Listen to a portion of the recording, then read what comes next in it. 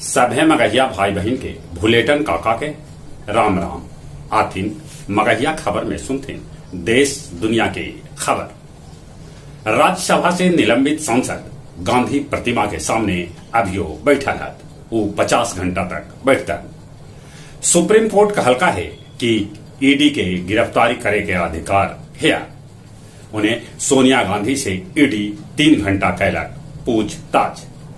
अब 70 बछर से ऊपरे के बुजुर्ग के रेल किराया में भेटा सका है छूट। सूबे के 23 गो बड़गर जलाशय खुदे रह गया है पियासल।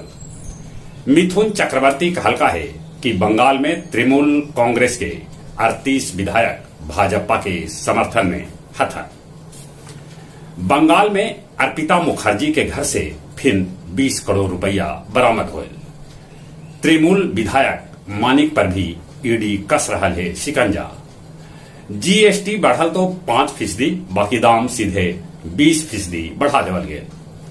रेलवे में नौकरी के बदले जमीन लेन देन मामला में लालू यादव के खास पूर्व विधायक भोला यादव के सीबीआई गिरफ्तार कर लेला।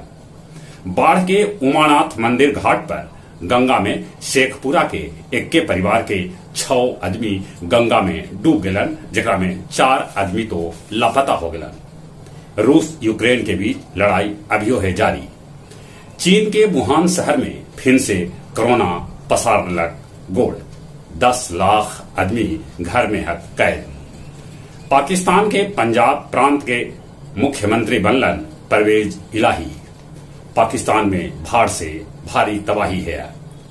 पख्तातून में बदरी फटल है। इराक में जनता संसद पर कब्जा जमा लेलन। वहां श्रीलंका जैसन माहौल बनल है। अमेरिका के पूर्व राष्ट्रपति ट्रंप 2024 में फिर से लड़ सका था राष्ट्रपति के चुनाव।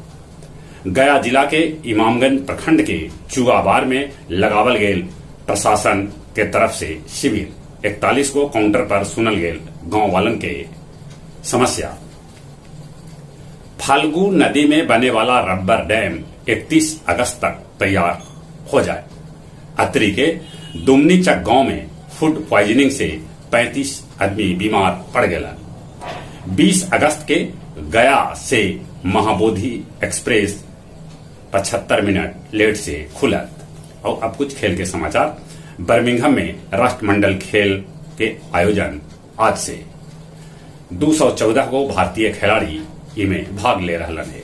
भारत के तरफ से राष्ट्रमंडल खेल के ध्वजवाहक बनतन पीवी सिंधु। 2025 महिला विश्व वर्ल्ड कप भारत में आयोजित हुए।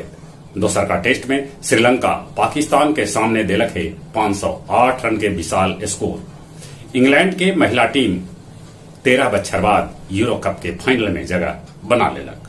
उन्हें भारत वेस्ट इंडीज के तीसरा वनडे में भी हरा के सीरीज जीत लेलक। जहां तक मौसम के सवाल है, मौसम विभाग सूचना दिलका है कि 30-31 जुलाई के बिहार में भारी बारिश हो सका है। एकरा ले हाई अलर्ट जारी कैलक है। देश में कोरोना भी गोड़ फंसा रहा है।